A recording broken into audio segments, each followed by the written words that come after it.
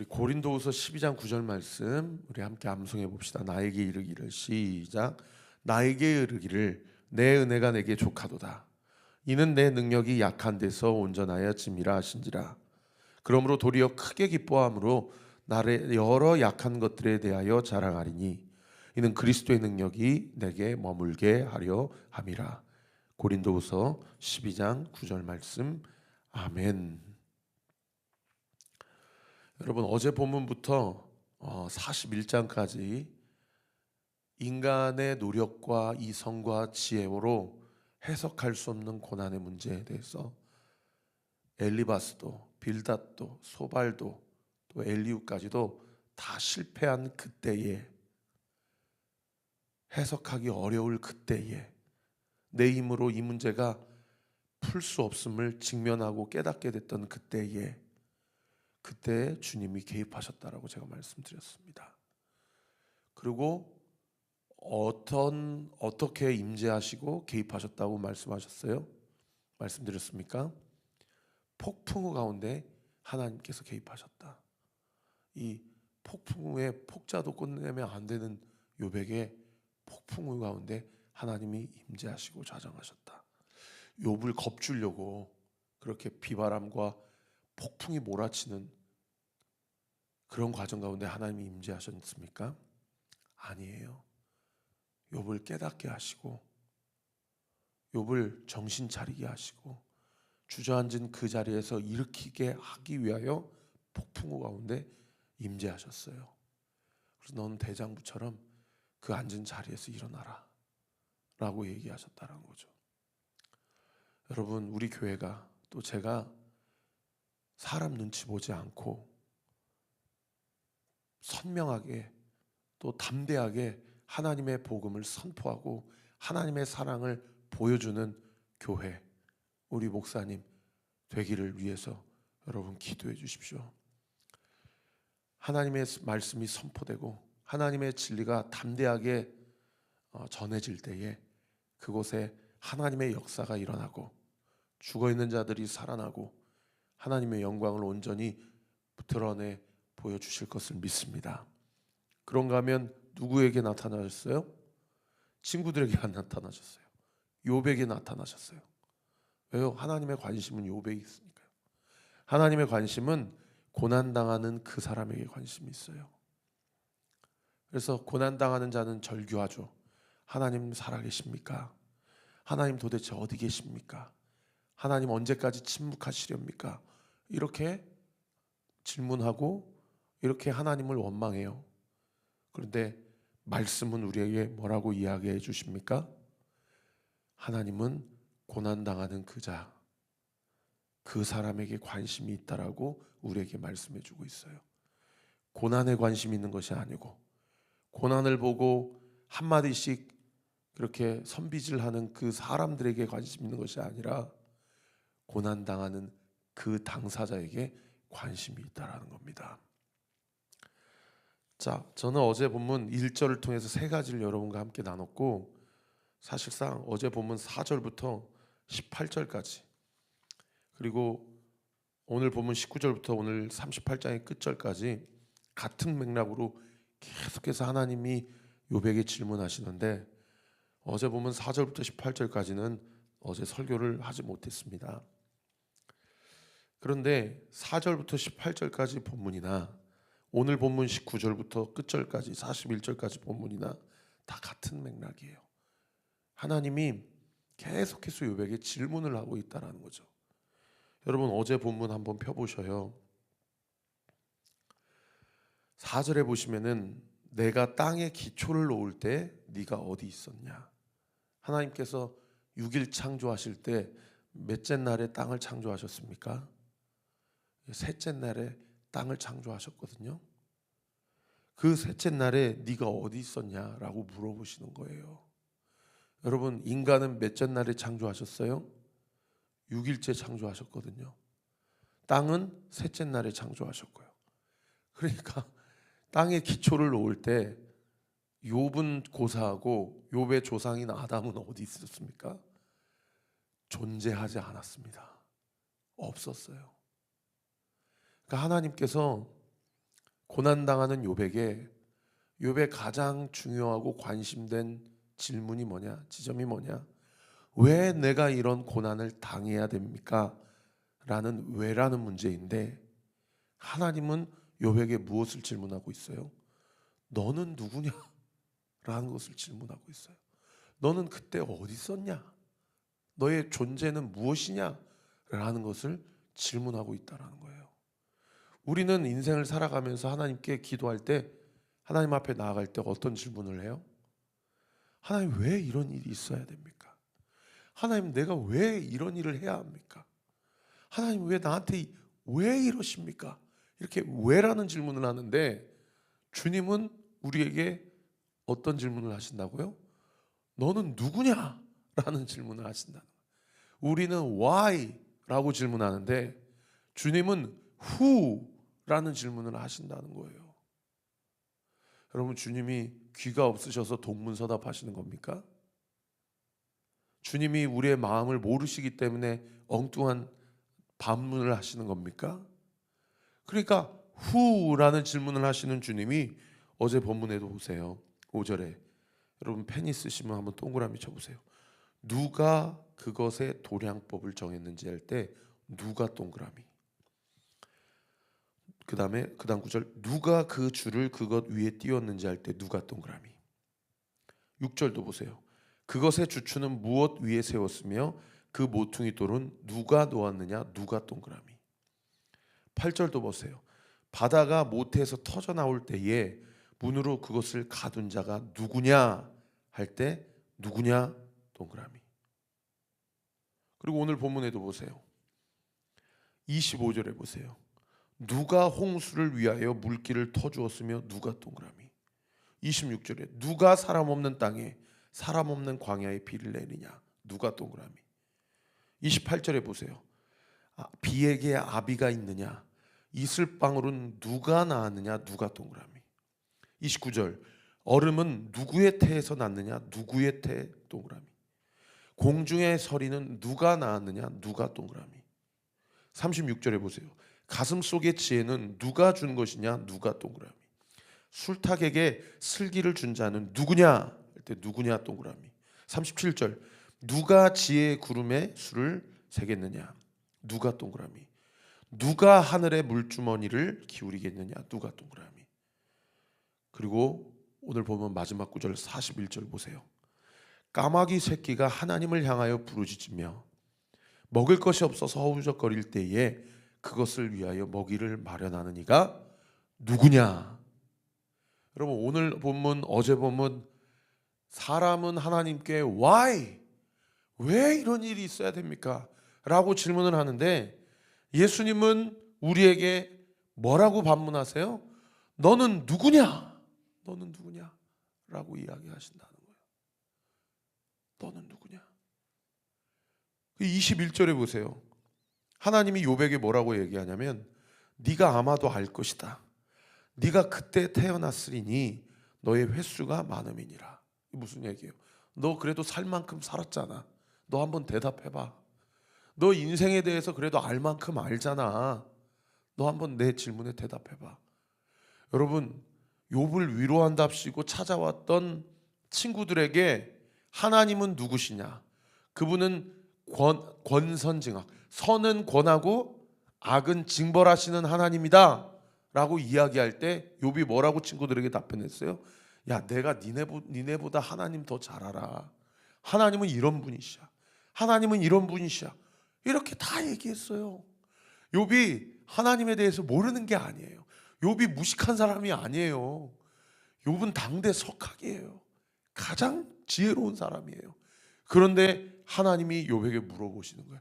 누가 이런 일을 했냐? 누가 비를 저장하냐? 누가 이슬을 창조했냐? 누가 까마귀 새끼에게 먹이를 주느냐? 우리는 다 어떻게 생각해요?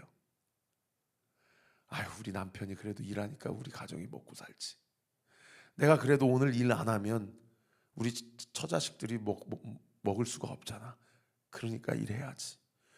우리는 다 무의식 중에 내가 열심히 사니까 이만큼 사는 거야.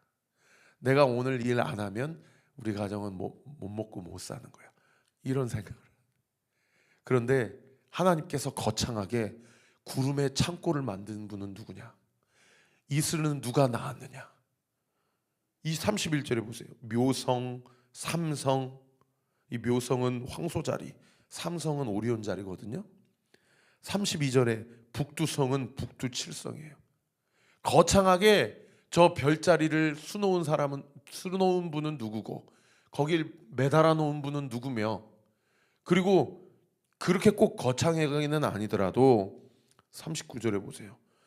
사자를 위해서 먹이를 사냥하는 분은 누구고 까마귀 새끼를 위해서 먹이를 가져다 주는 분은 누구냐? 우리는 다 어떻게 생각해요?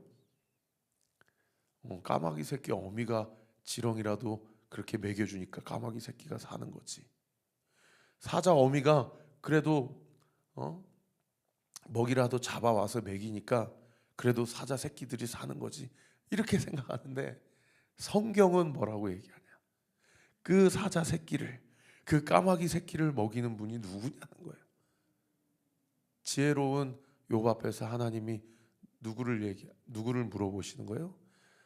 너는 나를 누구라고 생각하느냐라는 것을 세상에 이렇게 거창하게 또는 상당히 가까운 이야기, 주변에서 벌어지는 그런 창조의 섭리, 자연의 섭리를 통해서 욥에게 이야기하고 있는 그런 본문이라는 겁니다. 어제 본문 4절부터 오늘 본문 끝절까지, 아니 계속해서 41장 끝절까지 하나님께서 욥에게 이야기하시는 계속된 질문의 가장 중요한 문장, 핵심 무엇입니까? 너는 나를 누구라고 생각하느냐라는 거예요. 이 질문 예수님이 제자들에게 하셨죠.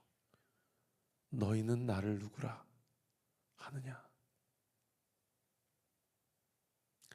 욥의 친구들에게 욥이 내가 아는 하나님은 이런 하나님이야, 내가 하는 하나님은 저런 하나님이야, 다 얘기를 했어요. 욥이 주님에 대해서 모르는 게 아니에요.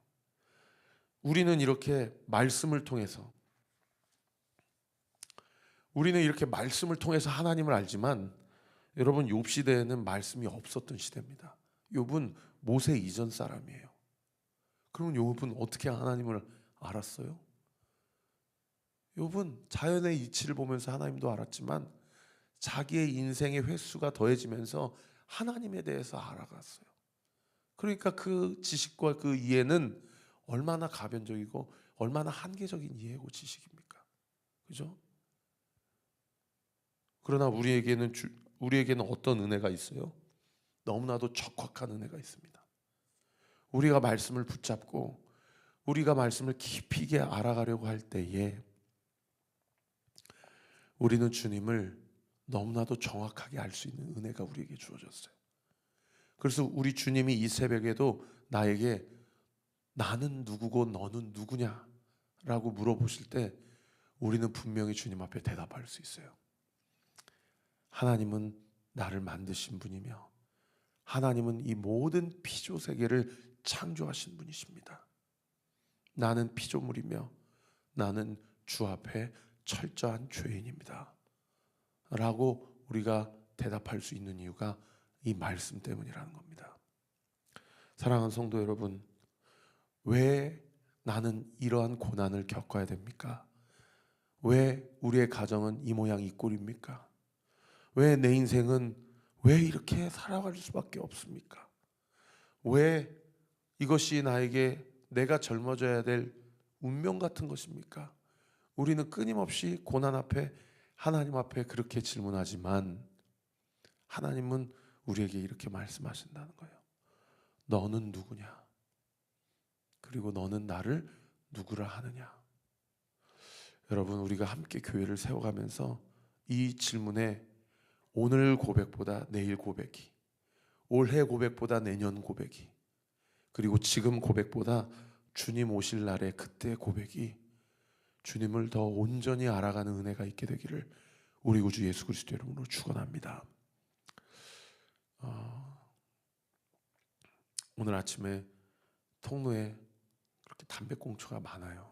그래서 제가 너무 이제 속이 상하고 화도 나고 해가지고, 그러나 또 그거를 분출하면 안 되니까 바로 옆에 홀덤법 찾아가가지고 사장님께, 사장님 이거 좀 심합니다.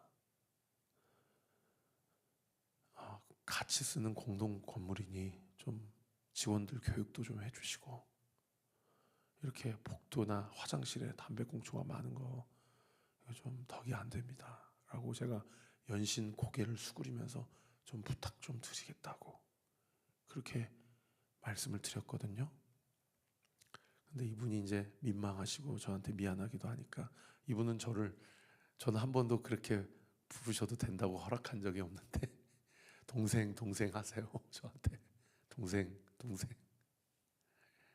근데 내가 우리 직원들 교회 나가라고 지금 꼬드기고 있으니 좀만 기다려.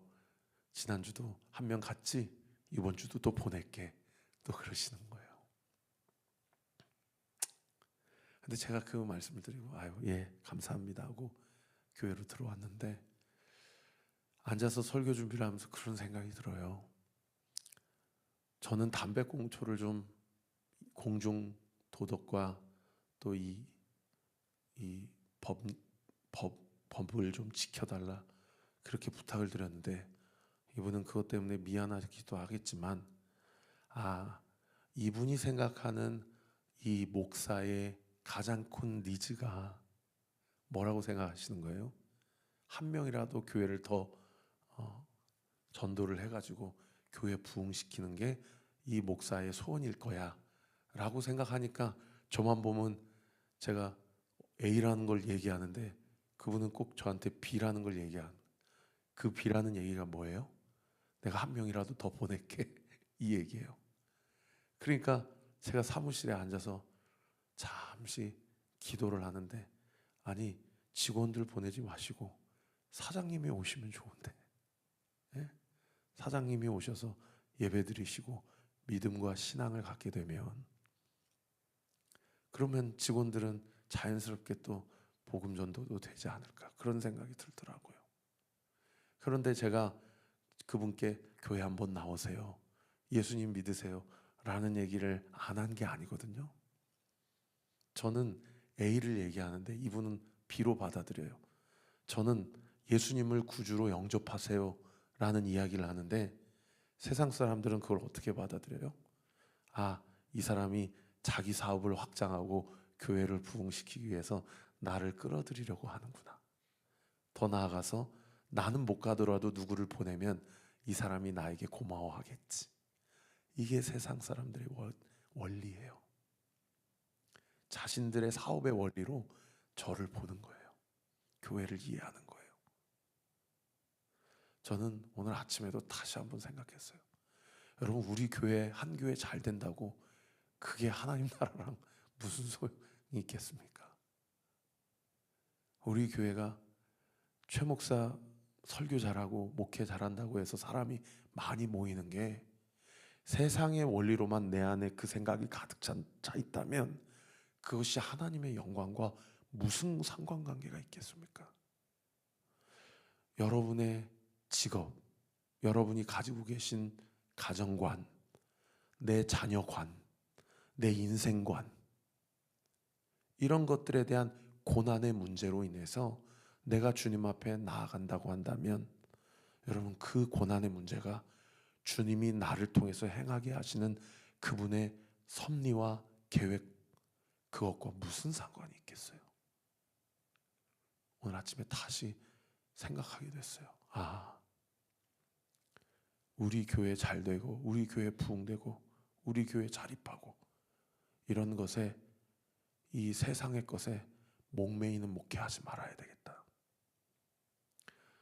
사장님 지금은 아니어도 좋으니, 그리고 우리 교회가 아니어도 좋으니 모든 죄로부터 우리를 구원하신 예수님을 꼭 만나셔야 됩니다. 이런 말을 담대하게 잘 전할 수 있어야 되겠다.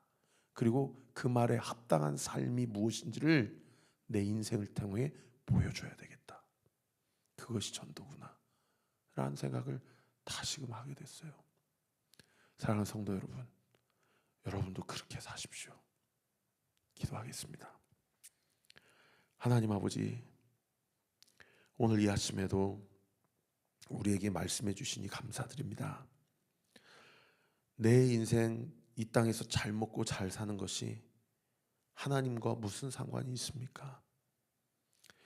고난 가운데 왜? 라는 질문을 우리가 끊임없이 할 수밖에 없는데, 주님은 우리에게 너는 누구며 너는 나를 누구라고 생각하느냐 라고 물어보신다면, 그것이 성경의 질문이요 성경의 영적 원리라 한다면, 고난의 한가운데 있는 나에게 주님의 그 질문 앞에 나는 무엇이라고 대답할 수 있겠나이까?